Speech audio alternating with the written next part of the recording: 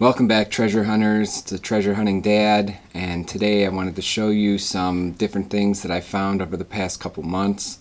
I've created quite a pile of different items that I wanted to share with you, and seeing that I just started this channel, I handpicked I don't know, maybe 12 to 15 different items, everything from pottery to porcelain to art glass, even some artwork. We'll go through and look at each item, what caught my eye about the item, the price that I paid for the item, and a ballpark range of what I hope to get for it. Also, before we get started, I wanted to see if you could hit that subscribe button and click that bell so you can get notifications when I post new videos. It'll really help me build this channel. I really appreciate it. So now let's get into the first item. So the first thing I wanted to go over with you was this old advertising poster. It's a German bicycle company, and there's a couple different things that caught my eye about this. Now I really don't know if this is a reprint, because this poster, I mean, you can still buy this today on different, like even on Amazon I think, but the thing that caught my eye about this was it's set in this really old frame. So that kind of jumped out at me. And the second thing is there's actually a date on here.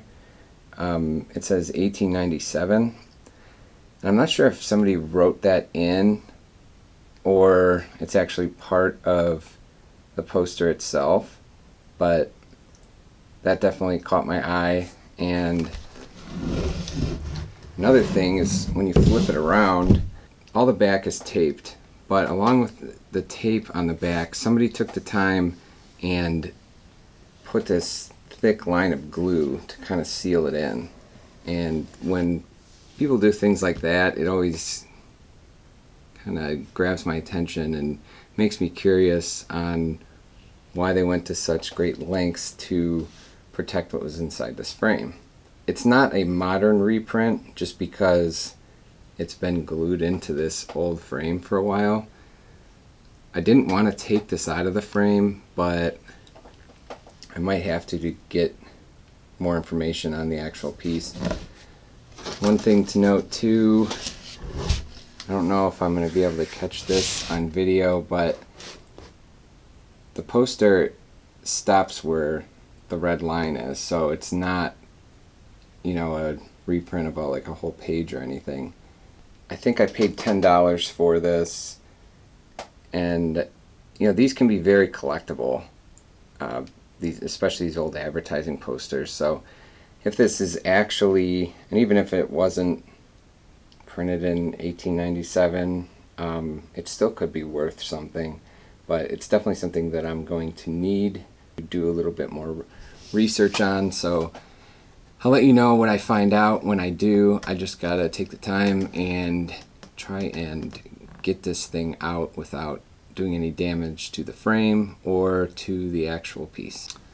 Okay, for the second item that I found, this is a Murano glass elephant sculpture. It's really well made. One thing, anytime you pick up some glass, you need to make sure that there are no chips or no pieces are missing, or there's no big cracks or scratches in it, because that can really decrease the value. This is clear of all of those. It's got a really nice fade from this dark teal color to clear, and has the original Murano Senadici sticker on it here, which is always good, especially when these things aren't signed, because this is not marked or signed in any way. So this piece here, again, it's really well made. I love the coloring and how it's constructed, and you can really tell, especially when you look at the bottom. And I know I've mentioned this in previous videos, but anytime you go to the thrift store, it's likely you'll see some kind of sculptures or vases or something that were made in China or somewhere over there in kind of like a factory, but you can definitely tell that this was polished all over. It's, you know, made by expert glass makers. So I picked this up at the thrift store maybe a month ago. It was priced for $2, which is a really great find, and I think I could probably at least get $50 for it, if not more. It has the original sticker, which is always good when you're trying to resell it.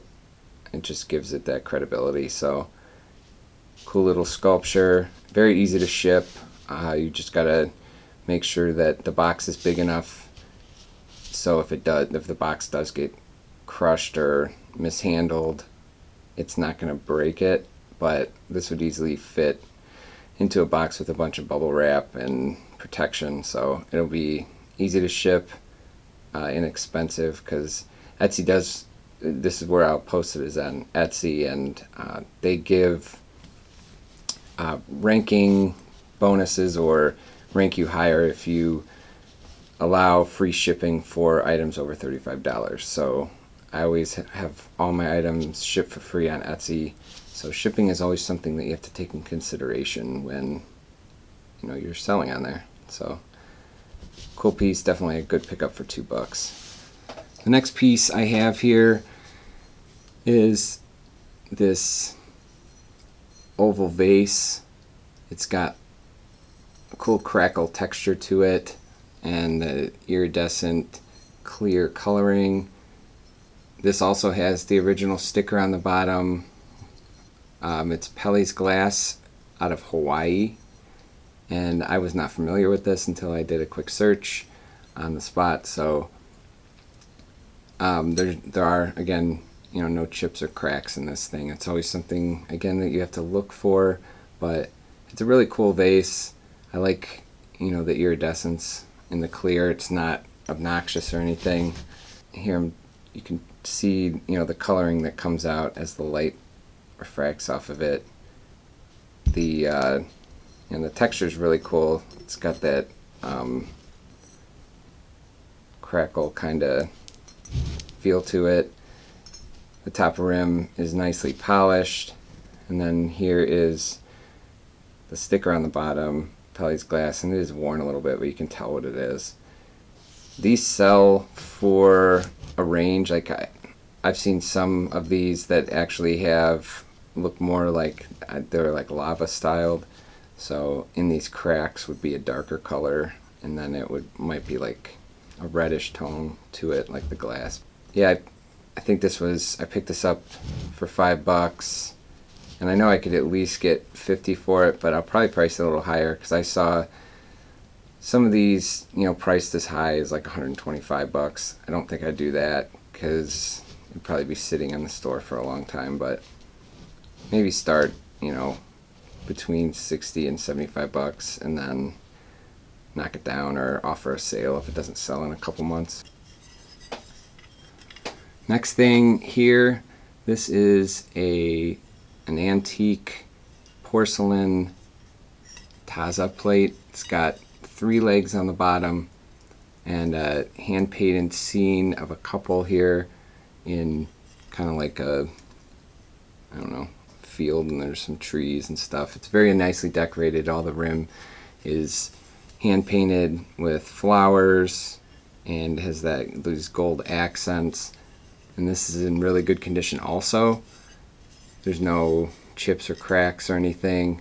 This is actually one thing about this, I wasn't exactly sure. I had to do some research, but there is no marking on the bottom, but that can be common for older pieces. This was probably made in the late 19th century, and here you can see a better close-up of, you know, the painted figures here, and then how the rim is detailed and stuff. So yeah, this is made in Austria. Here's the bottom. You can see there's no real markings, but I did post this to try to find more about it on one of the Facebook groups, and a lot of people really liked it because it is somewhat unique in just the style and, you know, the 3 taller legs on the bottom.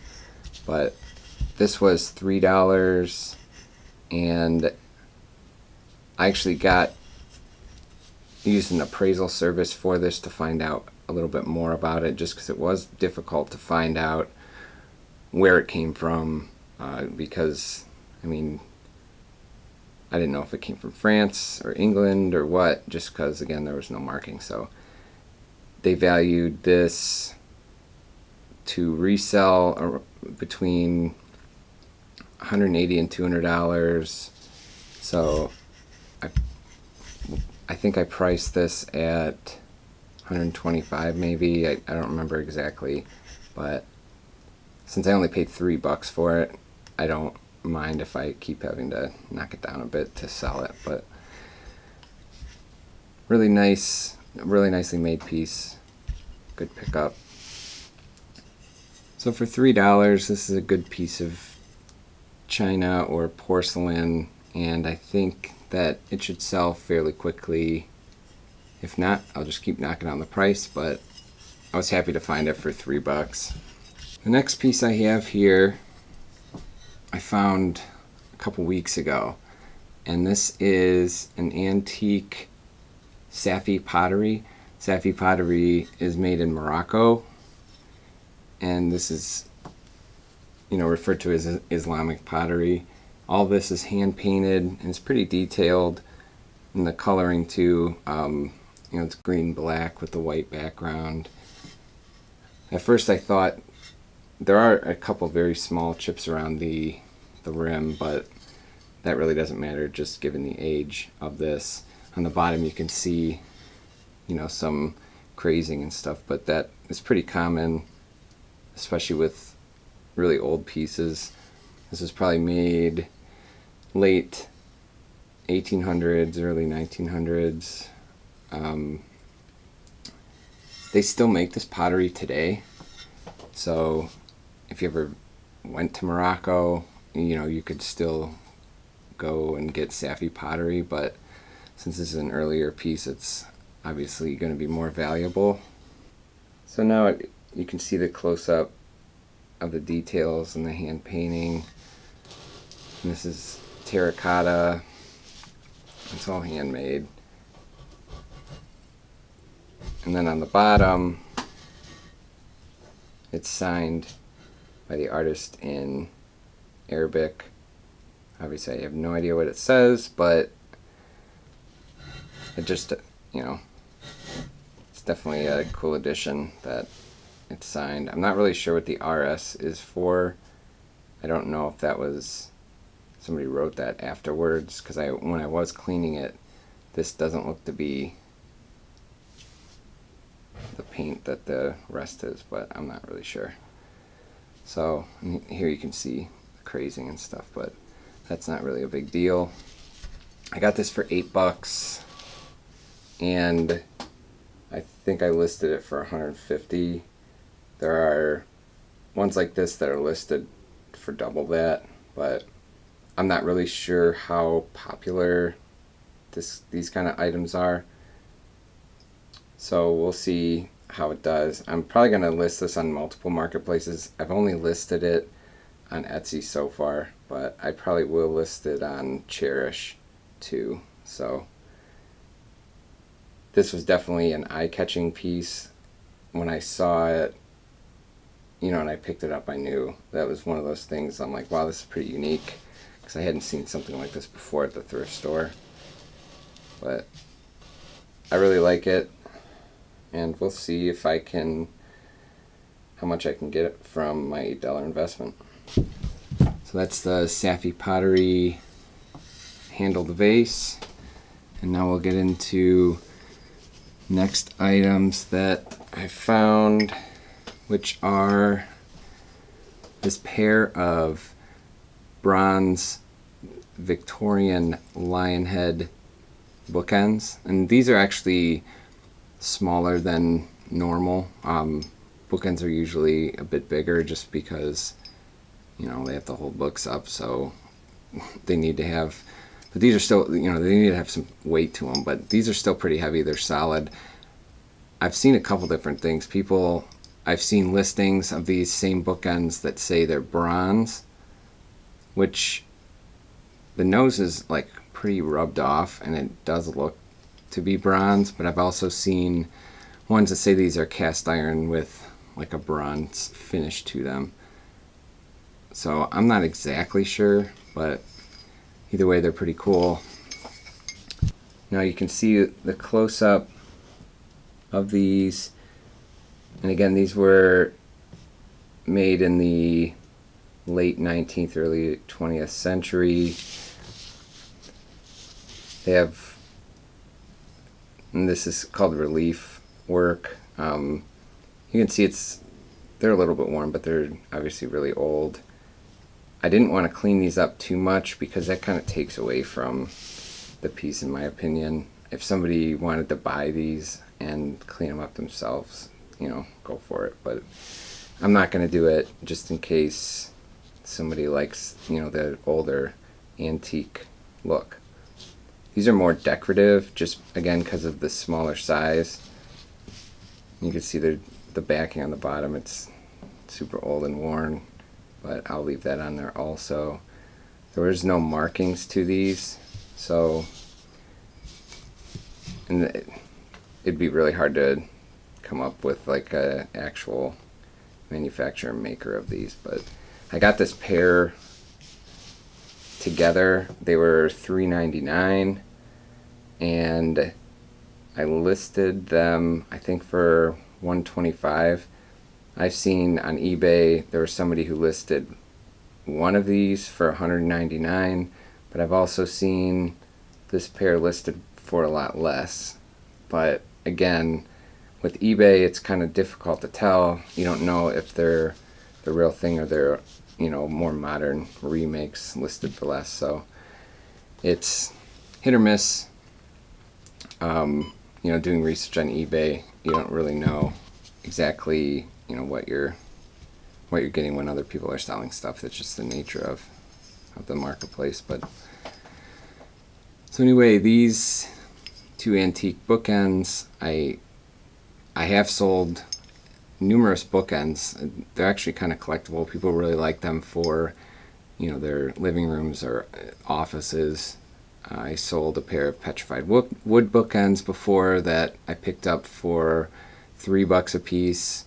I sold those for close to $300, but I saw those listed because they were actual, you know, big 8-pound slabs of petrified wood that sold, you know, or not sold, but were listed more towards $1,000. So it's all about, you know, connecting with the buyer at the right time. But definitely a good buy for $3.99. Can't really complain. Next piece I'm going to get into now is this yellow, orange, green striped pitcher. This is if you watched my other video, my top 15 video, I sold a couple pieces of Vase Italian pottery, and this is also a Vase pitcher, although it's not as sought after as the other two. But I saw this when I was actually getting ready to check out. I was standing in line and I looked over at the shelf and I hadn't noticed this before, but I saw it, and when I went over, it's got the Italy on the bottom, and I was pretty certain it was Vase, but wasn't exactly sure. And then when I got home, it was listed. It was priced at $2. So either way, I wasn't going to try and, you know, look it up right before I checked out. So I did when I got home. It was a Vase, and here's a more of a close-up view. You can see a lot of Vase's work is, I mean, you'll notice a lot of stripes or a lot of shapes, kind of geometric, I guess. Here's the Italy and the number on the bottom. Beyond being Vase, I don't really know too much more, because they like to do a lot of, you know, people would make, like Aldo Lundy would make things for Vase, or that I don't really know any more than it being Vase, but I think I could probably get $50 for this. I haven't seen any of these listed. I saw a couple of these that were listed that were sold on Etsy, but Etsy doesn't let you see, you know, what it's sold for. I figure a $2 investment, I'll list it for $50, and this kind of stuff sells pretty quickly. Happy about that find, especially right before I checked out. So the next piece I have here is this cabinet vase, and this was made by Fulper. If you know anything about art pottery, especially antique art pottery or early, you know, 20th century art pottery, Fulper is very well known.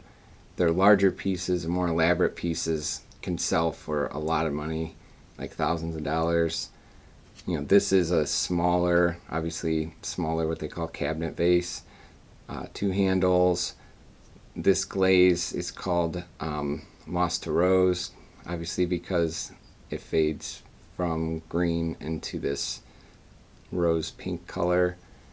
It's marked on the bottom with a Fulper, the vertical Fulper mark.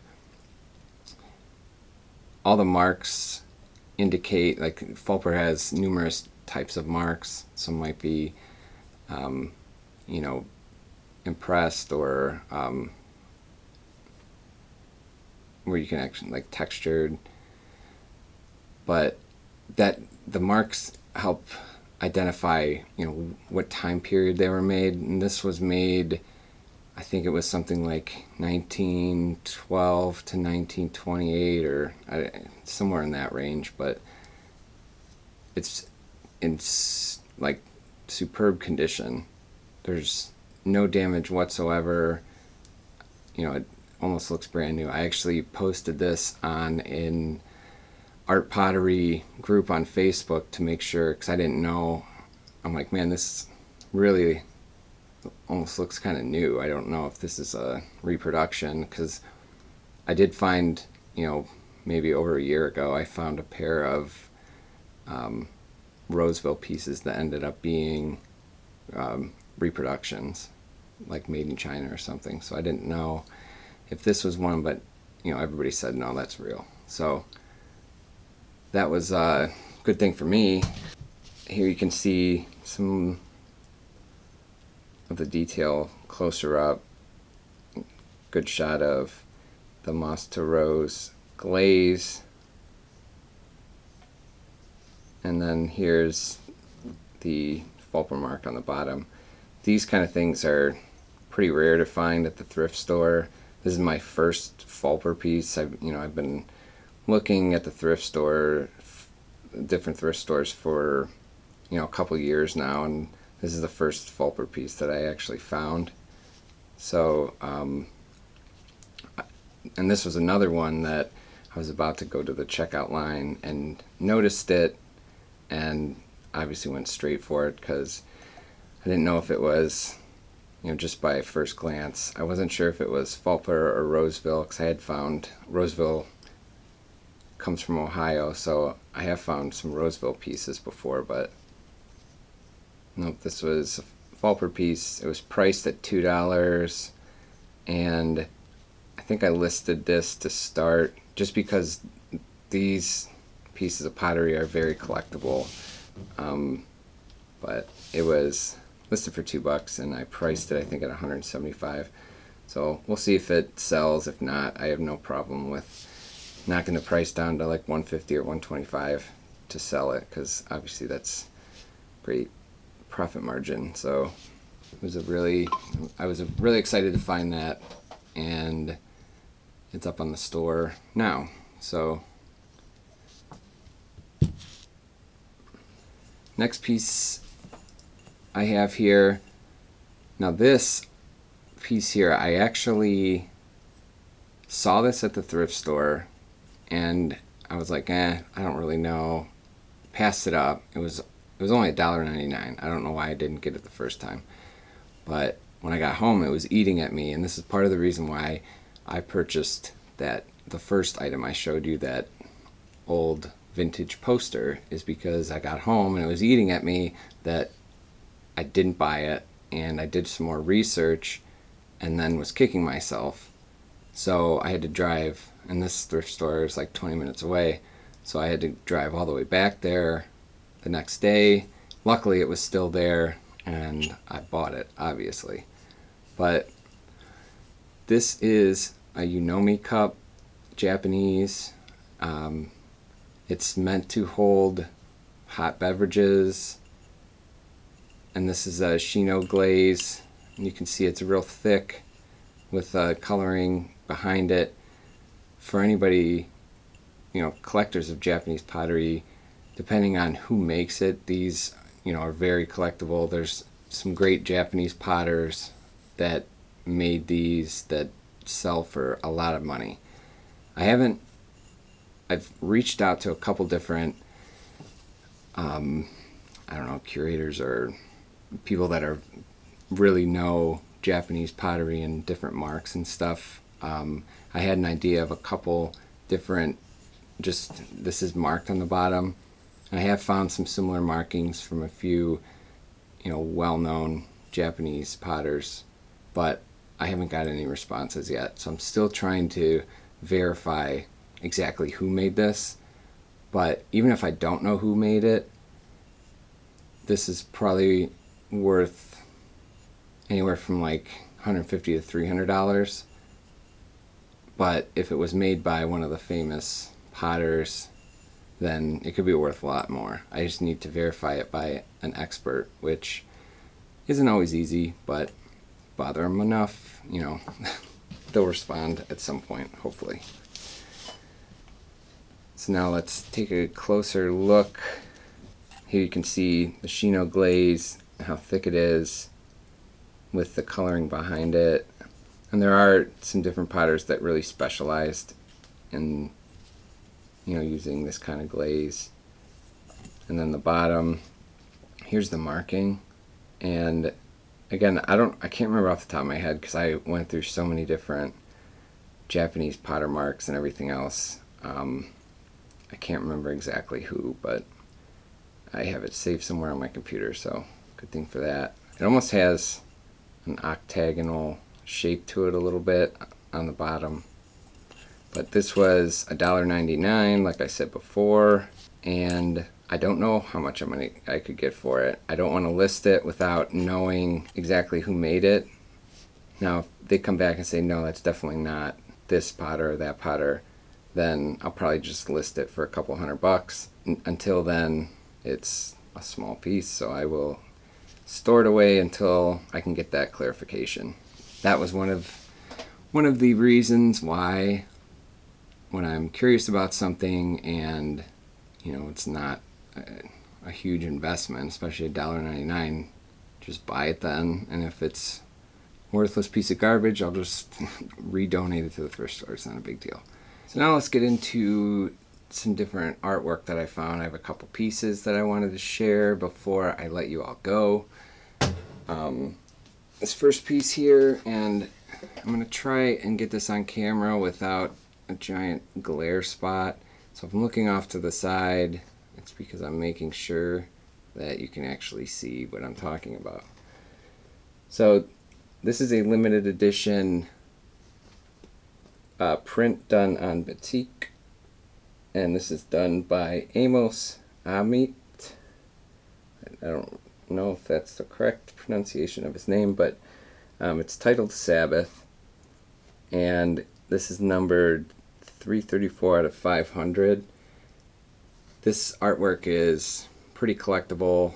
He's done a lot of different scenes like this, kind of religious in nature, obviously, but a lot of bright colors. He's one of the better batik artists done on this cloth. Here's a better close-up of the actual scene, and this is just his style. Here in the lower you can see, if I can get that glare off of there, signed and titled Sabbath and number 334 out of 500. But this is actually a piece that I saw at the thrift store actually numerous times. It was with some of the smaller frames and stuff, and probably the third time that I came across it, I was like, I need to look into this, because I didn't really notice at first glance, just because this is right along the matting. I didn't notice, that's why you got to pay attention to details, but I didn't notice that this was a limited piece. I was lucky enough to be able to decipher what the name was, and as soon as I did that, I realized that this piece of art priced for $3 was worth a lot more than $3. There's nothing really on the back. It's just framed. There's no information or anything. So, but yeah, I picked this up for $3, and I think I listed it already for like $125. Some of his larger work, or especially his original work, is very valuable, but some of his larger work sells for a lot more. But I figure $125 is a good deal for someone who collects this kind of artwork, and obviously makes a good profit margin for me. So that's kind of like the goal that I try to shoot for. So the next piece of art here that I have is a watercolor done by Guido Gagliardi. It's dated 1974. It's of these older men sitting on this bench. Now, Guido Gagliardi he commonly did a lot of landscape type scenes of Italian cities, and this is he has a whole Portofino I guess collection or whatever of the city and surrounding the sea or whatever it might be. I don't remember exactly, but cool watercolor. You can even see some of the pencil marks still here from just him sketching it out, I guess. But this was a little different. I kind of like how this is set up, and it was a little different from the normal work that I saw from him, which are just like cityscapes and everything. But, and forgive me for this camera work, I'm still getting used to all this stuff. Here is his signature, obviously, dated 1974, and then it shows these 5 older men smoking pipes and got their canes, just kind of chilling out on this bench. But this was priced for $14.99, and I think I also priced this either at $125 or $150. Some of his larger work I found that is listed for a lot more, but seeing that this is a smaller piece but still kind of cool, I figured I'd give it a go at one of those prices. So that was a cool piece. So the next thing I have here is a lamp. This is something I still need to research. I have no idea how old this is, but it is hand painted. Looks Japanese to me, but I've made that mistake before where I thought something was Japanese, it's actually Chinese. Not sure, but it's cool. You have like the cherry blossom tree with the lady in, looks like a kimono robe or something, if it is Japanese. It's a very cool lamp. Has a wood base.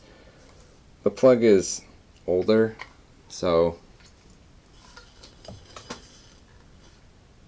I need to learn more. I just picked this up recently. I got it for $8, so I'm obviously not concerned. I could definitely get my money back if it's not an older piece or something that is sought after, but seeing that it's hand painted, I could definitely get something for it. But this is another piece that I really need to do a little more research on before. So I saved my best find for last to make you all hang around and wait. Again, I'm going to be looking off to the side because this is a larger piece here, but This is a limited edition print by Charles L. Peterson. This is titled A Bedtime Story, and it's actually marked AP, which is artist proof. Artist proof is when, you know, it's more part of an artist's personal collection. There's actually a lot of different prints that he made, but there's only 260 of these artist proof. But the same thing was printed in a couple different ways. There's an encore and a some kind of collection or something I found online, but those were like out of 2,600 and 3,000. So it only having 260 copies of this artist proof makes it a lot more valuable than one of the other prints that were, you know, 3,000 of them made. But it's hand signed, and obviously the title's on the bottom. This is part of his memories collection, and you can see why. All of the different pieces in his memories collection has these kind of ghostly type figures in some sort of different setting of memories of his childhood. And here you can see a close-up of number 32 out of 260, artist proof, and then titled A Bedtime Story with his signature. Oh, that glitter's bad, sorry. Yeah, it's really cool, especially looking through like his entire memories. Then you kind of get a glimpse into, you know, his life. So his work is actually very collectible. I know I picked this up for $6, which is a really good find. I've seen his work priced for, you know, artist proof priced over $1,000. I haven't found this exact print yet in the artist proof. The other ones was, you know, still priced at like $400 or $500. So I'm not exactly sure what I'm going to price this for. Definitely my best find so far in 2020 that I know of. All right, thanks guys. That's a wrap. I will be making some more videos. I still have a whole bunch of things to go through, so keep an eye out for that. And once again, I'm asking for your help. Please hit that subscribe button and click that bell so I can continue to grow this channel. If you have any questions about anything I found or where I found them, just leave a comment and I'll get back to you as soon as I can. I appreciate it, and I will see you in the next video.